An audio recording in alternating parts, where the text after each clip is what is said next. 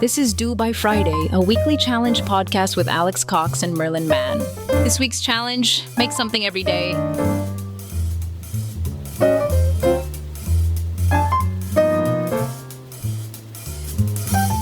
Hello, beep boop. Beep boop. Hello. Hello, how are you, Merlin Mann? I'm doing really well. How are you? I'm doing great, although I do feel disloyal because usually today I wear my, I'm doing a lot of stuff with computers right now t-shirt that you and Syracuse made, but you made two versions.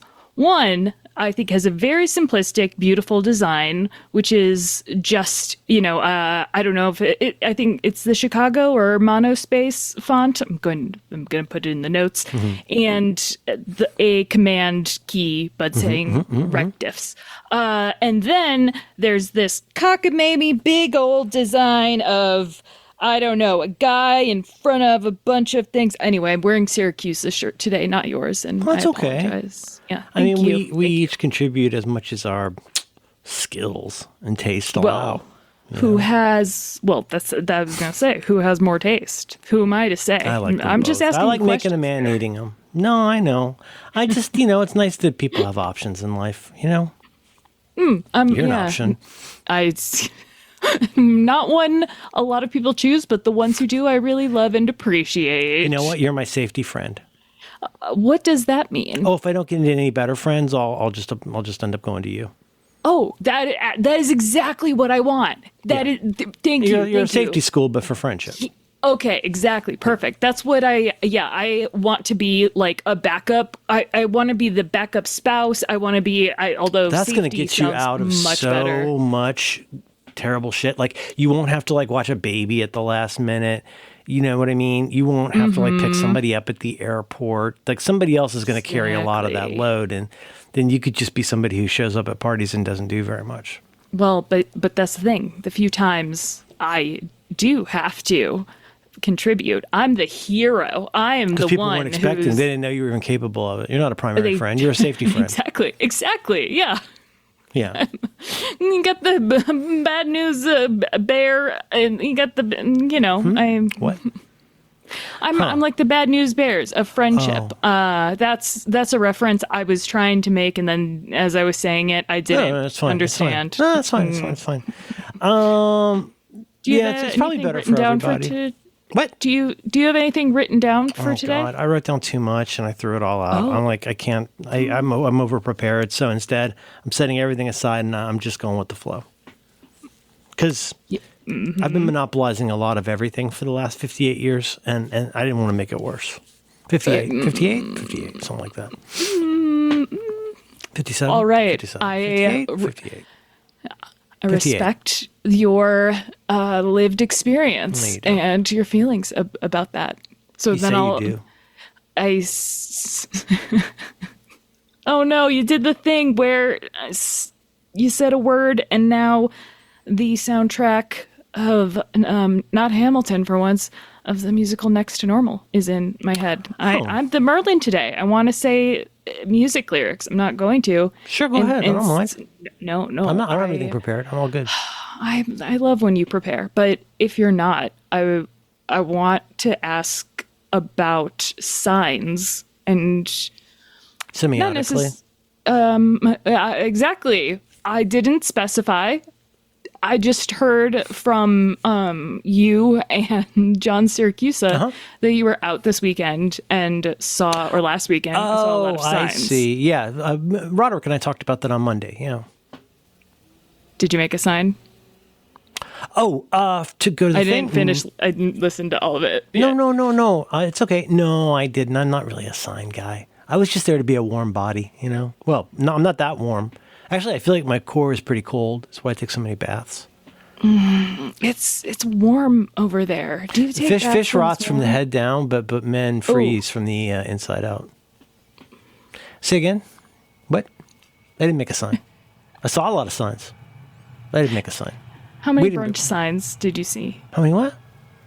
signs that said we could be, or I could be at brunch right now, because I think this I did is a see psyop. one. I saw, what? Okay, so I saw one that I thought was pretty funny. I mean, it's not whether it's like true or not or whatever, but like I thought it was funny. It was like if Kamala won, we'd all be at brunch right now. I did see that. Did you go to the thing? Did you go to your thing?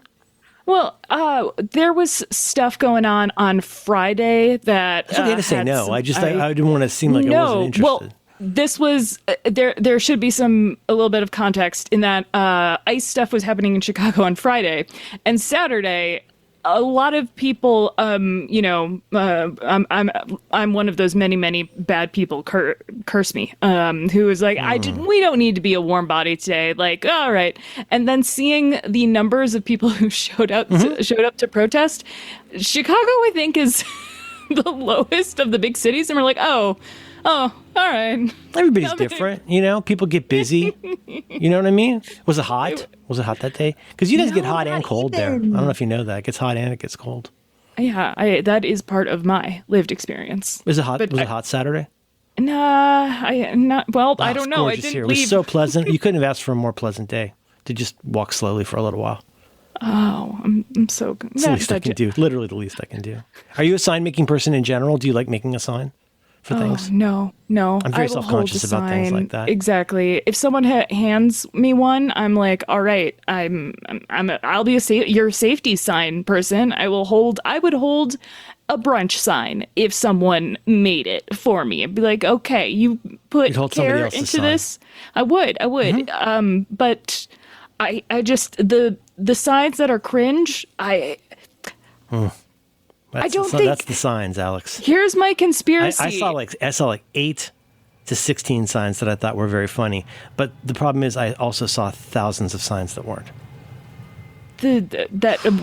Weren't funny. Weren't clever. I mean, at best, it was a word joke. Melting ice and stuff. Cheeto Man bad kind of stuff. One of the stereotypes that I do still find a little bit funny is the gigantic Trump baby. Trump, I kind of like it still. It's funny. It's funny. I'm not sure how much it's doing at this particular point, but it does make us feel better, and sometimes that's good. The common cause is a good thing. Bit aside, I did enjoy knowing that people were out together, and from the beginning, it sounded like I'll talk about anything you want. And his kid, we went and we walked. Time. I think I hurt my foot a little bit, and then we came home, and then I rested for 3 days. As you should. Yeah. I don't. Tuesday, Wednesday. So then, I mean, I don't have a strong opinion really about it. Basically, I hurt my foot and I couldn't walk a lot. I thought it was gout. I'm not mad about it, but it would make sense if it was gout because I've been eating a lot of beef jerky. Is that any reason for that? Just it's delicious. Like it. Okay. It's a delicious treat. Usual? You can keep it in a glove box and it won't go bad. You can have it around your house, and not everybody likes jerky. And I can tell you from lived experience, that people do not like the smell of a bag of beef jerky in an automobile, is something I've been told. Yet another one of my foods I'm not allowed to enjoy in the car. Oh, I mean, again, that is part of my lived experience. And yet, my kid, every morning when he gets up to make his lunch for work, he microwaves the most upsetting shit at 6:30 in the morning, and then I have to smell that. I enjoy African food as much as anybody. I enjoy Chilean food as much as anybody. But when you get a wackadoo Trader Joe's frozen meal and you cook it while Daddy's still in bed. Oh. Yeah. I think, you think smell something like a cumin, or there's a lot of those sorts of spices that I super enjoy. Crazy, very savory sometimes, right? But I do not want to smell that while I'm in bed. You might need to make a sign. You might want to be a sign person. You're saying with my son who's just started his second summer job this morning. He has 2. You're saying I need to stand in my truth? Yes, you need to. You could. The sign will remind him that he's what a fuck up he is, huh? Yes, you would need to stand in your power and be like, Billy. Yeah. Billy, no cumin until at least noon. That could be the 11 o'clock song if this was a play. No, I'm not gonna. But I'm just, I'm glad, about how everything's going. It's all fine, and so I'm gonna act like I didn't prepare at all. So I'm going along and getting along. I'll talk about anything you want, and if you want, I can also suggest more things to talk about. But I'm trying to stay out of the way, and I'm making a big show about it. I'm making a big show about how I'm trying to stay out of the way. I know, and I'm trying to play in the space, and You're not used to this. Now you know what it's like to try and have the show make sense. Excuse me, I always have things written down, but your things are just usually more interesting, or in the more new sensible, era. probably. Sensible, no. No, sensible as in, emotionally and mentally legible. Like you probably just scribble things that probably don't make a lot of sense to anybody, including yourself. Like, what's something you wrote down for today? I made a list. Well, here's the problem. It's See, I'm going to trick you into being the driver. But if I drove, I would take a different route. I'd try out a different route, like going into the challenge straight away. Ready? Let's do it. Okay, challenge. What was the challenge no. this week? Wait, let me think for a minute. Let me try to remember what the challenge is. Oh, yeah. The challenge this week is to, the original challenge, I believe, was make something every day. Mm-hmm. And I didn't peanut butter. The goal was for me. I realized I was using goal in the way that, like we talked about, it wasn't good. It wasn't good. It was an aspirational vegetable. I made goal. In your thinking about this challenge, your goal for the challenge. Yeah, I was like, you know what? My goal is to make something and share it every week. And I got that. That's dumb. I was like, no, that wouldn't make me happy. I was prepared to do that and was about to start doing that when I had a change of heart about what I wanted the challenge to be. But that's what I took it to mean too, kind of, was like make something, I don't know. One thing also could have been like just start making a bunch of stuff and like put some stuff out, even if you don't, do it every day. I started to make a little because I was trying to track all the stuff I was making, but I hated how sweaty that was even after one morning. Because I make a lot of stuff, I just don't put it places, and which of course then kind of leads to the idea of like, well, is it really a thing if nobody else sees it? Like your love of the Lord. You don't keep a candle under a bushel basket. You know what I mean? No, not at all. Do you even have a bushel basket? I not that I can see, but it could be out there. I just haven't found it yet. You don't. Yeah. No, and it's true. It's like finding your duck. Like you gotta just wait, and eventually it'll come to you. I want to know what you've written down so badly. Oh, no, I can just read sure. No, I'm I'll drive. No, that's all right. I wrote down a bunch of stuff. What betas do you have installed? Do you have any betas installed? Yes, I have all of them installed. Oh, so you have it on your regular phone? Yes. Oh, shit. Well, at some point, maybe in the after show or somewhere else, I want to talk about some beta stuff. Yay, beta! Show floor. I so overwhelmingly have... What? I adore it. I love it. But after show. You love it beta. I love it. I love it. But yeah, there's a lot of really neat stuff. But I'm in the driver's seat. Thursday made some decision. What I made was some decisions with my doctor, who has been really being like, you should try Adderall. I know you're afraid of it. Shit, you can get a prescription for Adderall? Yes. Oh man. No, I have. Well, first of all, like I don't know, like normal doctors are seeming a little. I don't know. I don't have a way of saying. So leave out part one. Part two. Isn't it really hard to get now?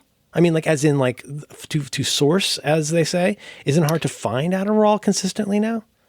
In 2023, there was a major shortage. Oh, okay. I know, because a lot of. Unsurprisingly, have a lot of friends who have really severe ADHD and or are autistic, and they were like, hoarding their do spectrum Adderall. people take Adderall too? Totally. Oh, I didn't depends. know that. Okay. Yeah. No, I really want it. You'll understand everybody better. I have a whole lot of it now. You won't understand me better. I had taken Adderall before, and really, but I had taken it without any other medication. I was like, this might be fun. Yeah. For other people, maybe. For you, bad idea. Bad idea. Yeah, probably. It wasn't. Nothing that bad happened, but like it was the equivalent of riding on trains all night. Like, you know, it wasn't a big deal. Kissed a lot of girls. Like there's the effects and there's the side effects, and they can both be really profound. The effects that are there to help you can be really overwhelming, but then the side effects can be pretty rough for you. In my experience anyway, I'll speak for myself. Pretty tough, I think, for the people around you as well. Oh, yeah. But that was kind of I used to crash so hard in the afternoon. Oof. Really? Okay. Yeah, around like 4:30. Yeah, even with IR and XR, either one, like I would still sometimes feel like I would get very emotional, which I liked. I like getting emotional. I'm very into it. I wish more people would get emotional. But also, like, then sometimes I would just be kind of like bit of a sourpuss in the afternoon. Not because I'm mad at anybody or anything, but just because like all the stuff that was making my brain feel normal is dissipating. And, you know, it's like a caffeine crash or a sugar crash in some ways. Which is why my prescription is for twice a day. XR or IR? IR. Okay. And really? You take one when you wake up and one at lunch? Yes. 20, or 10. No, 4 p.m. You take you take an immediate release. I'm on speed, not on speed, but like I'm sorry, I'm trying to ask you, do you get the immediate release or the extended release at 4 in the afternoon? Immediate release. Immediate release. Okay. And because I would not be sleeping. I mean, first of all, anything I took at 4:00, good night, nurse. But I would. Oh boy, would I ever have sleep problems if I was taking that at 4. Woof. I mean, if I have coffee at 4, I get weird. I'm like clenching my teeth at 10 o'clock. You know. I wish I could do that, but I'm chugging Red Bull or Monster at 4, and I don't know. Does that help? Yeah, because it makes you feel a little more connected. And and less sad. Yeah, but sure. I thought that I really didn't want this because most. But now far fewer people don't take stimulants. And previously I'd been on adamoxetine, which never did anything. Literally just did absolutely nothing. That sounds like an antidepressant. It's not. It's supposed to be a focus aid, a less fun. One of the like my stuff, like Vyvanse. Oh, even less. Like, yeah, I mean, this shit, it's fine, but for me, it's like taking a vitamin C tablet. Like, if I believe it works, I guess I can make it work. But it does not lift me up into the heavens after 27 minutes, like certain other drugs I can think of.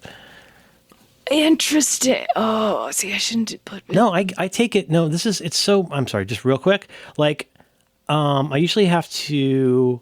Well, sometimes I get up in the middle of the night to pee. Not every night, but definitely like. At some point in the sort of early morning time, usually, I'm sorry, I sound like I'm being defensive. Like sometimes I pee twice in a night, but mostly like at some point between going to bed and officially being out of bed, I have to pee. A lot of times that'll be 3, 4, 5 in the morning, and then I go back to bed, and that's when I take Vyvanse because it does so little for me to help. This is so beautiful. It does so little to help my actual problem, but so much to disrupt my sleep if I get it wrong. If I took it at 10 or 11, teeth clenching. Whereas if I take it 3, 4, 5, I'm fine going back to sleep. And then, now with the Adderall, 27 minutes after an Adderall, I'm Lucy in the Sky with Diamonds. You know what I mean? I'm getting shit done, 5,000 words. Just grip it and rip it. But Vyvanse, I'm fine. Just urinate and go right back to sleep. I log my pee and I go back to sleep. Log my pee. I have still been logging my pee. I'm trying so much harder to get better at it. because I am a freak who also logs everything, including what I drink, it has been amazing because logging. Okay, hold on. A lot of stuff a lot of the time. I do. It's been. Yes, and you also ask people how you sound when you're recording. No, yes. We can talk about that at another time you're when not I actually have You're the other reins. involved. I am. You're officer involved. I don't know what that means. I'm just doing kind of an antonym game. I know, and You like that guy's I've got books, the Anthony steering wheel. Bourdain? You ever read him? I do. He's the opposite of Anthony Bourdain. Listen. I am Leonardo DiCaprio in The Aviator. Funny to people. I am in the fucking hangar in The Aviator. You would be listening Hughes. to homonym Bourdain. Nope, I'm Homo. Nope, I won't. I'm Polynym. in the hangar picking out the perfect steering wheel. This is me. I'm picking a steering wheel. Steering wheel off a hanger. In Mad Max? I can't tell if Are you doing Fury Road? I'm in the flight hangar, or the whatever you call it, the plane hangar in the film The Aviator, and I am Leonardo DiCaprio picking out the whatever the steer. I guess it's not a steering wheel. Whatever. Yeah, I know the what you mean. The handle thing that makes the plane is, move side to side. Yes, yeah. the turny turn. And then you put some cling film on it. Yeah. Yes. Yeah. Cellophane they used to call it. I'm at the wheel. So I took Adderall and have been taking it. Oh, have you had Adderall today? Yes. Did you have Adderall previous weeks? No. This is a new era. A new era. Yes. So you're in your Adderall era, as they say. Yes. I'm also still in my Corvid era, though. Like I think. Yeah, Corvid-19. Yeah. Did you ever look into Kias? You ever look into those birds from New Zealand?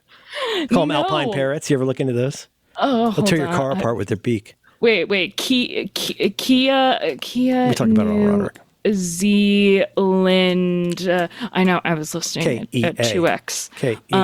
Jesus Christ. K-E. What? Well, no, I'm just glad with the Adderall you finally have time to listen to a podcast at only 2X. Oh my gosh. I enjoy. Yeah, I know. I enjoy you too. I'm standing in my power to listen at. Standing in a big pile of piddle from what I can see. 2.5. No, because I'm logging my pee. I have to log things. I can't listen to things at normal speed. I don't have time to enjoy anything.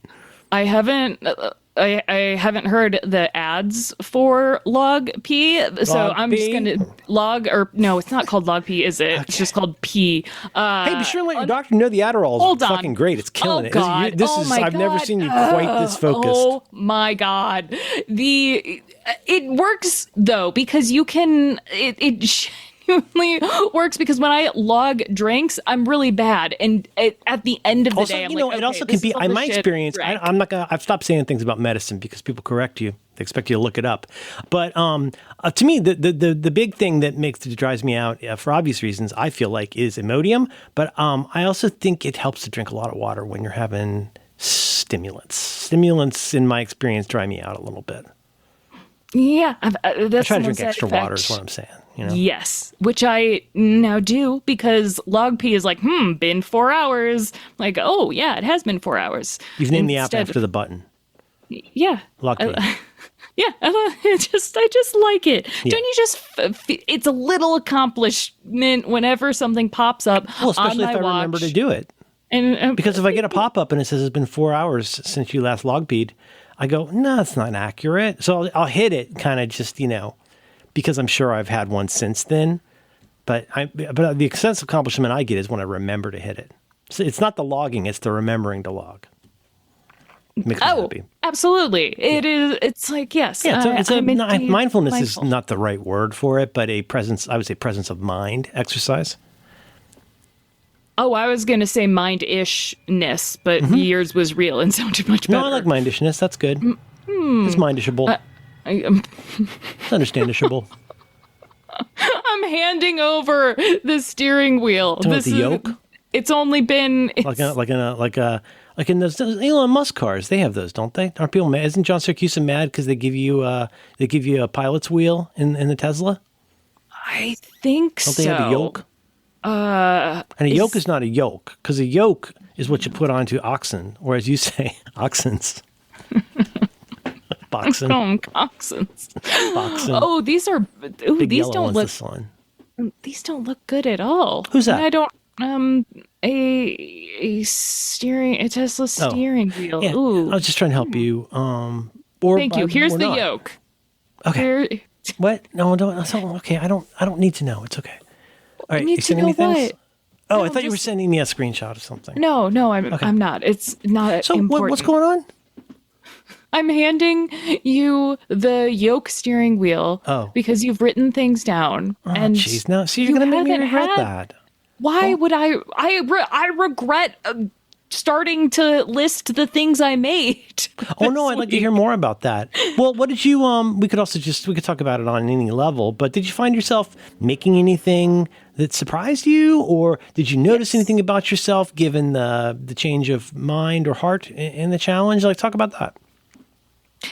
Yeah, I thought that my happy Adderall would make me happy and productive, and instead it just made me feel better and like myself. I didn't feel like I got a speedy high, so I guess I know. I was like, oh, I guess it means I might. Yeah, but what if I don't have any side effects? That doesn't seem fair. It doesn't seem right. Well, as I described it, genuinely, as I was describing it, I'm like, oh, okay, so the bad scaries and hallucinations and, the icky thoughts that you don't want to have right now for me, they are still very much there, but they are, that's why I say just, like, they are just there. They're not dominating a headspace, and I am not focusing on them as much as I even realized I had. So we'll see how it goes. That alone is like, okay, I enjoy that. I enjoy not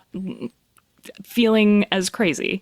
And that let me, because I didn't get all speedy, unfortunately, I was like, okay, I don't want to put things on the internet because I'm always afraid of putting things on the internet.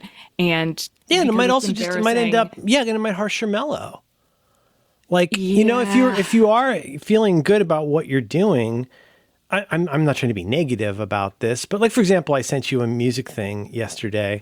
And so good. Thank you. It's so fun. Okay. I sent you a music thing yesterday, and like, because, Mike and I have talked about trying to put Bacon Ray stuff up somewhere and blah, blah. But anyway, he had just found this old compilation cassette we did.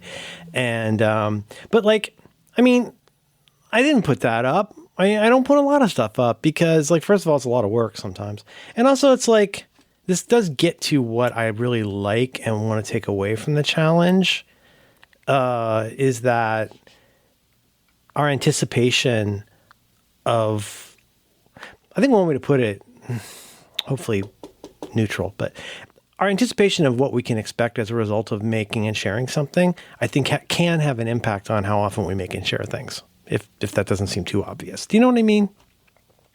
Absolutely. And I mean, like, sometimes there are people who are on, like, I imagine, like, on fucking Instagram who are like, oh, look, I took another shit. Here's a picture.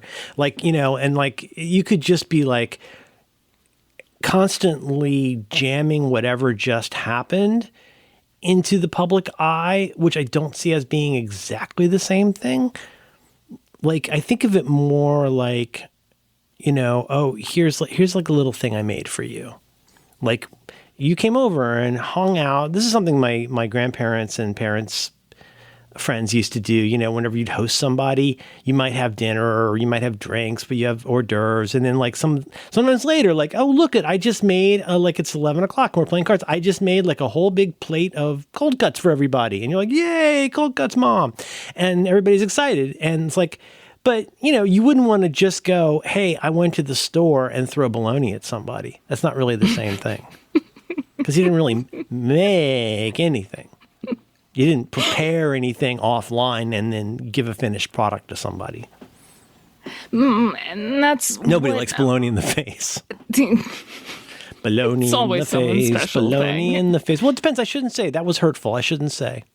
That's someone's special thing. Just like I guess a lot of people have a. I'm gonna do a headline. Sydney Sweeney, I believe, is stealing the valor of the older bathwater girls who used to sell their often gamer girls who would sit in a bath and then sell their water. You forced me to talk about this for several weeks a few years ago. Yes, I didn't. Max her did. name is Belle de Jour. Her name is Belle Epoch. Her name is Belle and the Beast. Her name is Rock the Bell. There we go. your You ever seen vibe Belle is de very Jour? That's a dirty movie. It's a dirty movie. Is it as dirty as the? It was dirty for the time. Outlanders? Catherine Deneuve gets tied up in it and stuff. Oh Yeah, my. no, I know nothing wrong with that. No? I think Oh. consensual. It's French. This week has been a very 43 folders week. I feel like a child afraid of putting things online.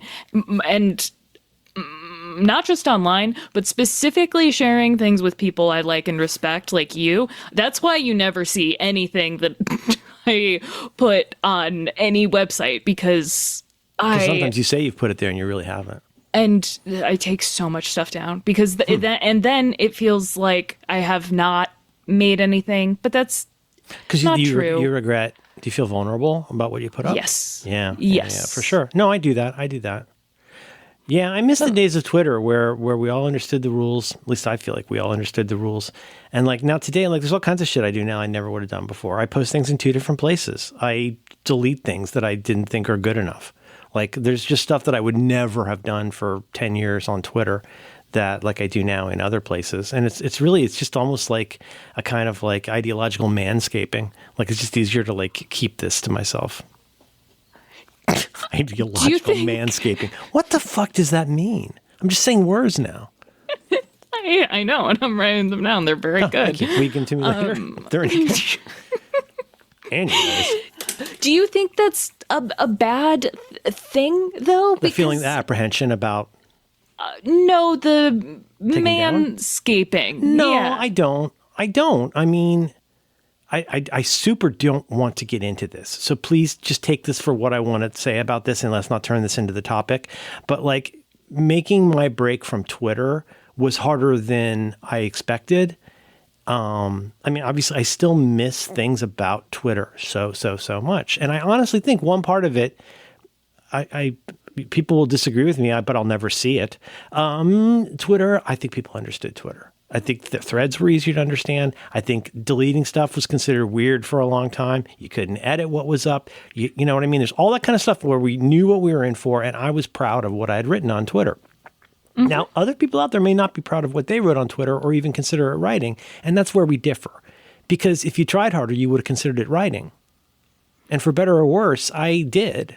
I tried really, really hard to entertain people with 140 characters. And I liked the fact that it was a knowable thing. And although we can very fairly and truly and say Twitter's led to a world where context is notably missing from a lot of stuff in life, it was better then than it is now. Like it's very hard to understand the context for things nowadays. So why do I say all that? I understand. Like I see people everybody, I don't know. I feel like people argue with me about this, the problem with threads, and people look at me like a dog trying to figure out badminton. I'm like, no, people don't understand threads. People don't see threads. I don't see threads. And I'm not saying you have to go and do long threads for things, but like in the absence of context, one piece of that's not going to make sense. You can't just leave out the Benji chapters of Sound and the Fury and think it's going to make any sense. There's got to be some continuity of how this stuff all goes together, and there's a timeline. If people don't like it, that's okay.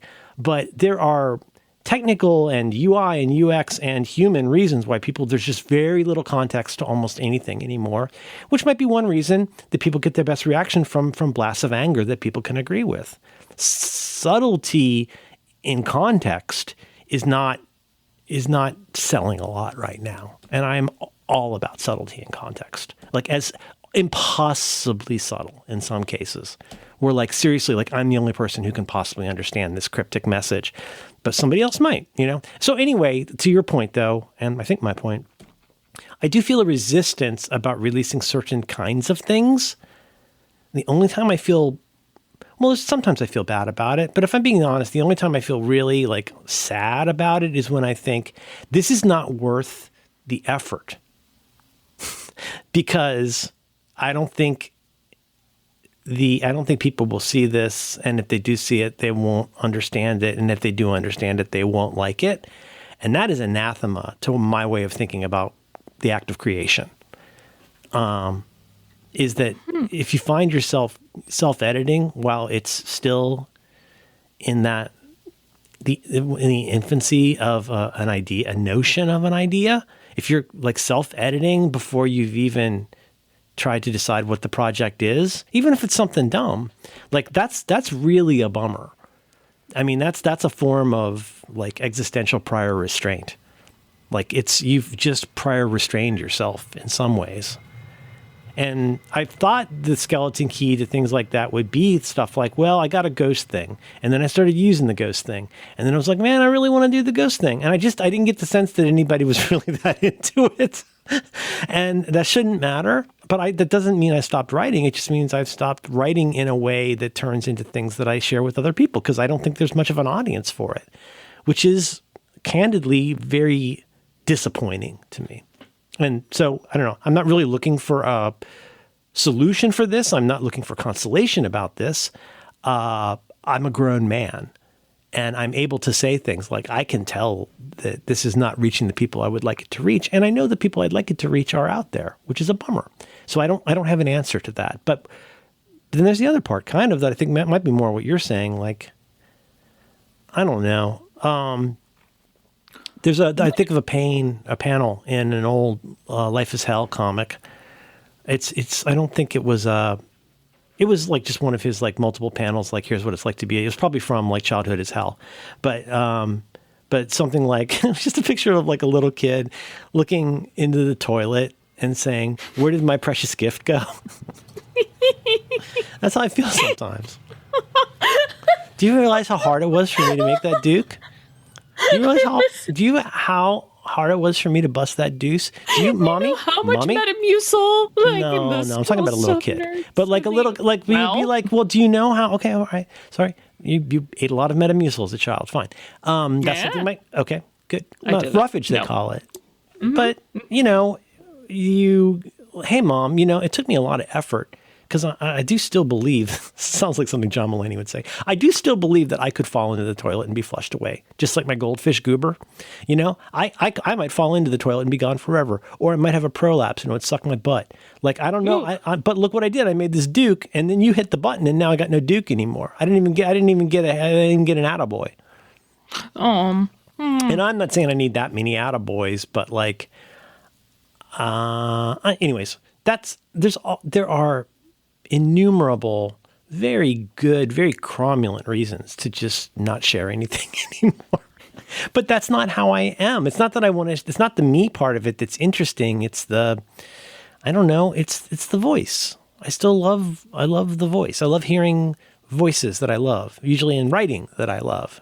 And I am compulsive about the need to do that, and sometimes less compulsive about the need to share it. And that's why most of my, as you say, even the New York Times say, my takeaways this week were mostly about ways I'd like to change my attitude about those things, rather than trying to rack up a big scoreboard for how many things I posted on the internet. I'm surprised you said people or sometimes disagree with you about that, because a lot of people having that, like, the rules, as you would say, are just like an interesting constraint, or that we've kind of experienced, not kind of, like, we have experienced what I think of as a digital gentrification of a number of spaces, and we are living in so many separate places, and sometimes having separate rules is great, but it's harder than ever to find the people. I don't want an attaboy, but I miss the hey buddies, and that is mostly gone. Yeah, and because sometimes it feels like there's not really a place for it. It starts to feel like you're getting toward the end, the third act of Cabaret, and you're like, well, there's a lot of other stuff that's kind of intervening here at this point, and maybe putting on makeup and kicking up our heels is not. I don't know, not what it used to be. There are places, well, those exist, but like you kind of mentioned, the rules, there are rules, and the rules are you must shout and have a very binary opinion, and it's... But I mean, there's stuff like I don't know why it comes to mind. But I don't know, DeviantArt, Reddit. Like I don't know. I mean, there's places where people share stuff, fan fiction sites, right? There's places where people make things and share it, but that is for by and large. Oh God, I can't get into this. I have this feeling. What can I say something? Yes. I was talking to my lady friend about this. I was very concerned about going to the protest on Saturday. And I played it off legit and I was cool about it. But as I mentioned to Roderick, I had a lot of concerns about safety. Partly it was a vibe, like not before we went, but it all turned out fine. It was all great. But and I was just saying, okay, so let me just rant for a minute. But I was saying, it oughtn't surprise us when a system that's set up to do one kind of thing efficiently ends up sweeping up a lot of other stuff that was never intended to be part of that particular efficient system. Mm-hmm. Another phrase like you hear mostly like our developer friends use, but I think this is a good phrase for lots of things. Like whatever you optimize for, it will tend to be. But the way I put it is to grossly misquote Aristotle by saying, we are what we frequently do. Another way I've said this in the past on my old website was things like, whether or not you intend to develop a muscle, if you are working out with that muscle on a regular basis, you will strengthen that muscle whether you want to or not, right? We are what we frequently do. We're not what we say we are. We're not what we believe we are. We are what we do. Aser, what we make and what we do. That's who we are. In my opinion. And so I probably didn't need to drag Aristotle into that, but except to say that I think this is an idea that goes back a really long time, that we're not who we think we are. We're not who we hope we are. We are what we do. And so that was, in that case, this is kind of a bummer, but that was at that point kind of in the service of talking about the ICE stuff and saying if you try to come up with a system that optimize for carceral, punishment, well, then it oughtn't be surprising that that's where that kind of stuff goes. I think I said to my wife that at first she screwed up her face a little. I was like, in the absence of doctors, we have the emergency room. And she's like, what do you mean? And I was like, well, there's a lot of people who don't have health insurance or can't afford health insurance, can't afford to go to the doctor or like me, fucking hate going to the doctor and despise doctors, despise the entire medical industrial complex that you have to deal with. I'm not going to go into it now, but hey, thanks, Madeline. Thanks for reminding me we've got great insurance. I hate going to the doctor. If I go to the doctor, I'm going to get yelled at, and I'm either going to get funneled to the sciencey part where they go and they do X-rays and ask me how, or I'm going to end up I end up going to a witch doctor. I end up going to a medievalist. I will end up going to somebody who figures out if I got how I am, what is the moral hazard that led to that? What did I do wrong? I feel very heavily judged when I go to a doctor, for example. So I don't like going to the doctor. So then what happens? Well, you get acute hepatitis A of unknown etiology, and you're in the hospital for 3 days, which was not super duper fun, but a system that's optimized to minimize interactions about smaller things, to minimize the sort of maintenance care that would keep a lot of us healthy, to catch cancers before they grow, all that kind of stuff. Well, that requires a trust in the system that makes you want to go there, right?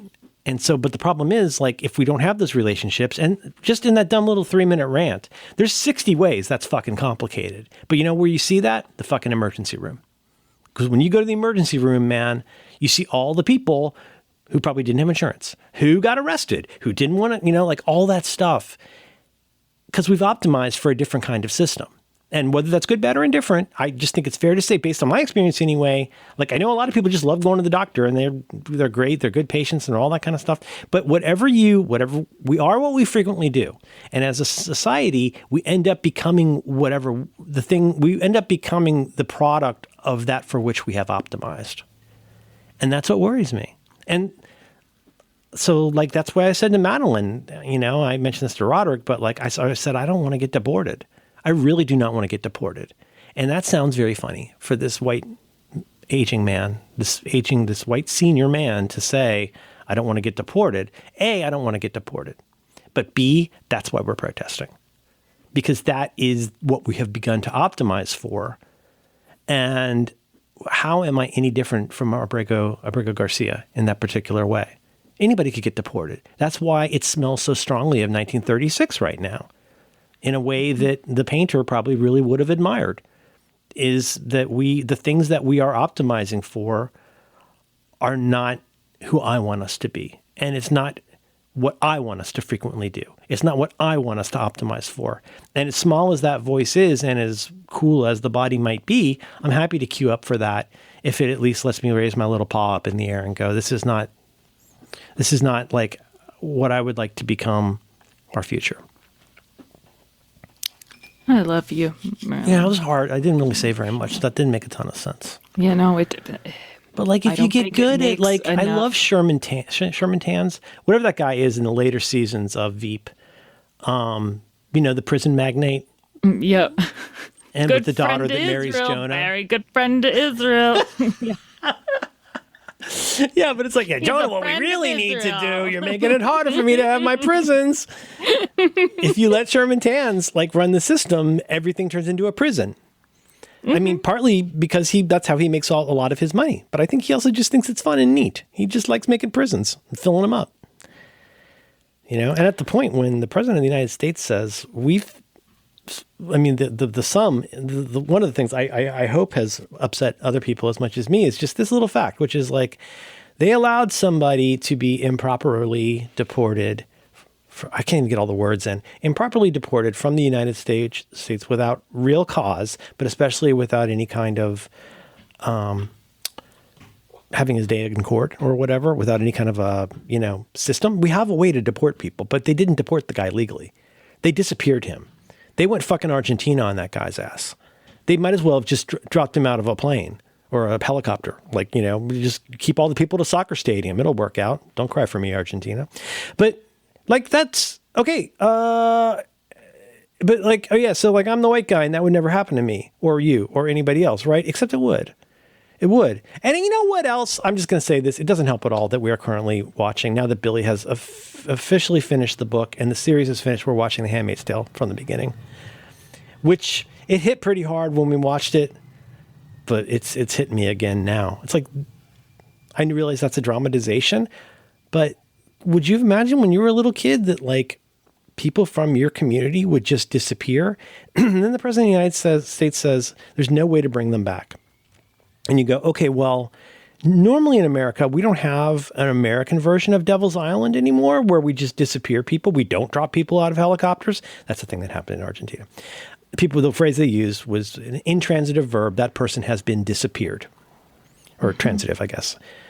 I have disappeared that person. They don't exist anymore. They are gone. So on the one hand, then they say, well, that was we didn't mean to deport that guy. But it happens. Sorry, he's gone. Okay, well, bring him back. We can't bring him back.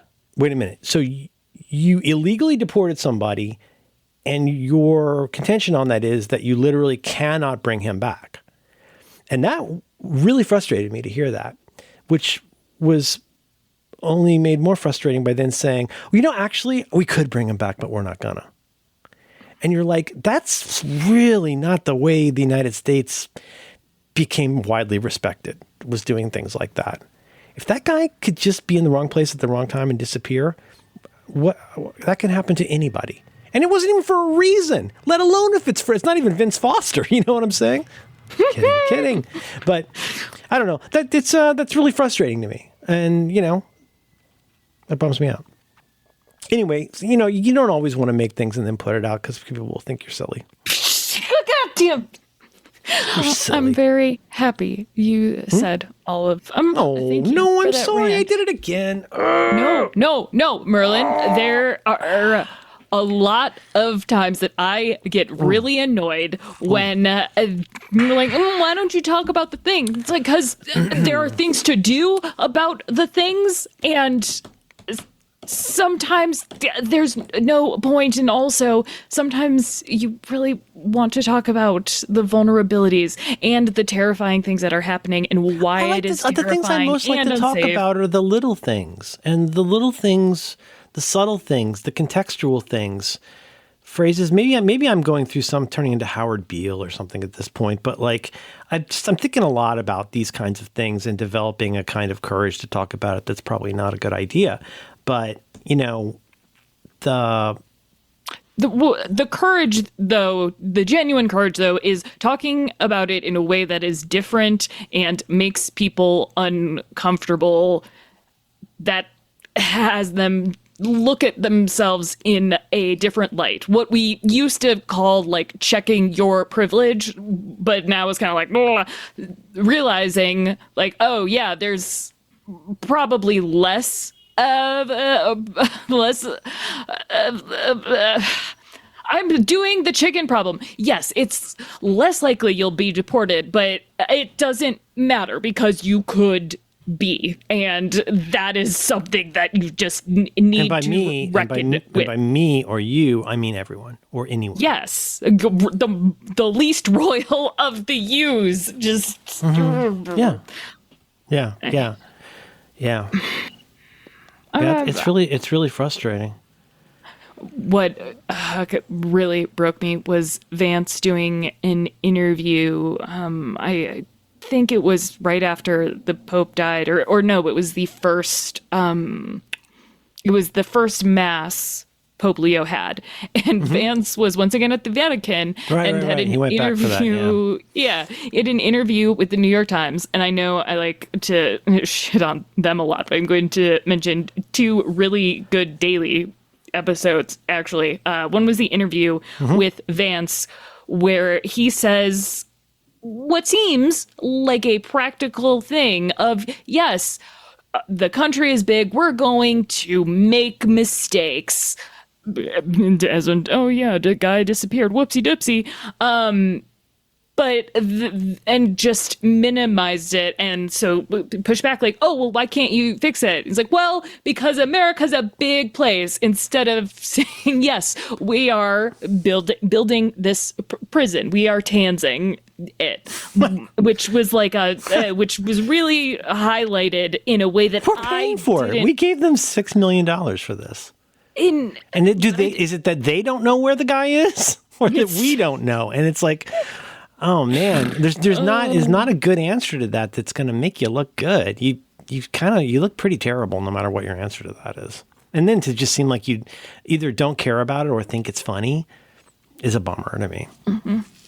I mean, just to to triple underscore that in a later episode, I think it was this week, the Daily had one of their reporters not participate, but like ride along on an ICE raid, and they covered not just, the horrifying things that happen, but the logistics that have been built up in just the past few there you go. Months. That's an example of, I think, probably an example of what I was trying to say, which is right. Yeah. You're doing better at this than I am, which is like, again, what you've organized for, what you've optimized for, what you've, you know what I mean? Like what culture have you built, let alone what procedures? And if it's no procedures, that's going to be rough, because if you don't have anybody to tell you, hey, that's not really a procedure, then Jesus Christ, is there even like a carbon copy of this that we can find to find out what actually happened? That was the whole thing, really. Like, there were actual ICE agents talking about how Stephen Miller came to their offices. He was like, all right, let's find a way. Let's use all the get these numbers resources. up. Get these numbers up. Yes, 2,000 people a day. And they're like, is that a quota? He's like, just use as much as possible. 2,000 a day. The supposedly key part is they want 2,000 arrests a day. And for the great majority of the United States that doesn't understand how the justice process works, they don't want 2,000. Well, they might want or desire or fantasize about 2,000 deportures. What's the word? What do you call that? What's the noun form of that? When you deport somebody. Like a deportee, basically. It's like you're not going to get 2,000 people deported a day. You're not even going to get 2,000 people like convicted of something a day. 2,000 people arrested a day is much more is the most doable of all those horrible things, because you need so little cause, even in most, especially with cops being how they are. There's very little that it takes for somebody to get arrested. And in the case of somebody that they've decided arbitrarily, it's just in the no rights group, you can arrest them for fucking anything. They're in the no rights group. They don't during that also episode, we just don't know. Well, whatever, man. We're just doing our job. I'm just a big meaty guy that wanted to go to college. So I'm in the Army National Guard now. I fuck people up. I'm a big fat meaty divorce guy. I wear a mask because I'm brave. And it's like, oh my God, you fucking chuds. I hate them all so much. During that very episode, they go on a raid, and they're like, yeah, this guy has some sort of warrant in Mexico. This particular individual. He's going to, and they go, and they've already been putting resources into following him, and he comes out of his apartment, arrest him, and then talk to his brother, who they didn't even know existed. They weren't looking into him whatsoever, and just start talking to him and like, basically, hey, where are your papers? And then they arrest him because they're not sure. You know what didn't even occur to me? Well, now we're talking here, having this great conversation. I should totally arrest you too. Mm-hmm. Yeah. Yep. Let God sort him out. Mm-hmm. Yeah, and later that day, the same thing happened. They're waiting for this kid who might have, I don't think it was a kid, but a student who they were just unsure whether or not his visa status had expired. And he comes home, his wife and his kid are in the car. And again, he probably won't be deported, but he has now been arrested. And as of today or yesterday, still in jail. And luckily, he happened to have a lawyer, and he and his wife had prepared for this, because of course it's like, hey lady, so what's the deal with you too? And she knew the procedure. She knew all of the absolutely unhinged things you have to do to escape these monsters. That's what the comptroller guy who got arrested, the New York comptroller guy, was saying yesterday. He's like, there's all kinds of ways that we could be providing resources to people who don't know resources are available to help them prepare for this before it happens. So like maybe, probably in a way that might be illegal soon. You could help. Jesus. Look, I'm hiding the Franks in my bookcase. Don't at me. Shh, Anne. It's gotta keep it down. You don't need to literally call her Kitty out loud. Shh. Anyway, they're good. I think both concrete examples and give a little bit of insight and perhaps hope of like they are building up these systems, but they are brittle and not sustainable if people do not cooperate and if those resources are shared. So I do like to see the cringe. Like, we could be at brunch right now. I'm sorry, it's mean, but it's funny. But the just being that body warm or cold, I can never fault anyone for trying. Also, I mean, I'm not that committed. I got other shit to there's, do. I mean, Take the trash once out. again, nuances. In Chicago, the No Kings protest wasn't like considered a thing, because on Friday, ICE was trying to, like, it used to be that, and I'm not saying this is good, people, calm down. ICE would specifically go to jails in counties that weren't considered sanctuary cities or counties, and in the case of all of Illinois and California, sanctuary states, which means I'm not sure that matters a lot to those folks. Exactly. So now in Chicago, on Friday, people were showing. You guys, you can't come in here. We declared this a no bad vibes zone. This could I see some paperwork on that? You mean it's cool? It's So, and because there are, concrete. I'm not dissing your sign unless it's ugly and not bad. But there are interesting and precise ways that you can help with that will not just make you feel better, but make your neighbors feel better. And that is what, this, that's how the weekend felt. And that's how the beginning of you and Roderick talking about that, and how his kid made a sign that just, that's sweet. It made me smile. Yeah. Can I just say my one thing about the challenge and then we'll go? Please do. I was making stuff, and which I'm doing anyway. Playlists. I've been working on the Wisdom Project again. I made a very funny joke about San Francisco. I did some stuff regarding Queen. What I wrote down Saturday morning was, I love that I finally feel free to make stuff, and I can actually say, quote, it's for my work. Now, there's several things about that are funny. First of all, it's got that bit, it's for my work, our old bit. But, it's also kind of funny because, my work is whatever I say it is. But, hear the kids. The kids are going by. My work is whatever I say it is, but I don't have the courage of my convictions sometimes. I still feel the shame of, you don't have a real job or you don't do a real thing.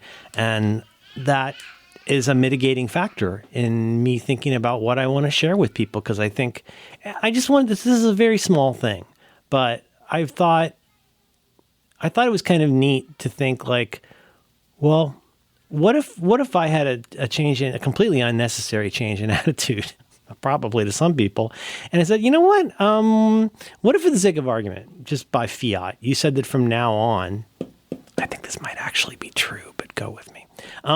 What if you just said from now on, you know what, you're allowed to make and potentially share whatever you feel like making and whatever you think is worth sharing. What if you decided that was your job, which it always has been? But do you see what I'm saying? What if I gave myself, I got myself an official little badge that says I'm a guy who makes stuff. Well, probably shorter than that, but it wouldn't be creative. But it would say something on it but I'm the making things boy. We'll workshop it. Suddenly I have a lot more permission to do that. But you have to feel like it's okay to make stuff. You have to feel like you have the permission to make stuff. And the bottom line, in some ways, the thing I want to take away from this is you don't need a reason to make stuff.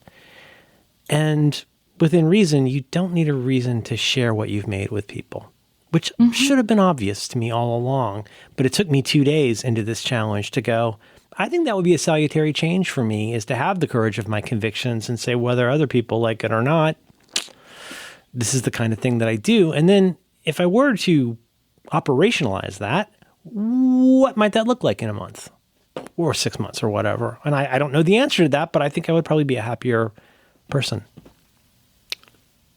What led you to, was it really thinking about the challenge that led you to realize this? It was, but it's also just I walk around with so much background shame about how different I feel from most people. I feel very ashamed of how different I am from most people. And I have this unearned, probably, belief that I hope the way I am is interesting to somebody and not just as a train wreck. I hope there's something about the way my mind works that could interest somebody. I have trouble figuring out who that could potentially connect with.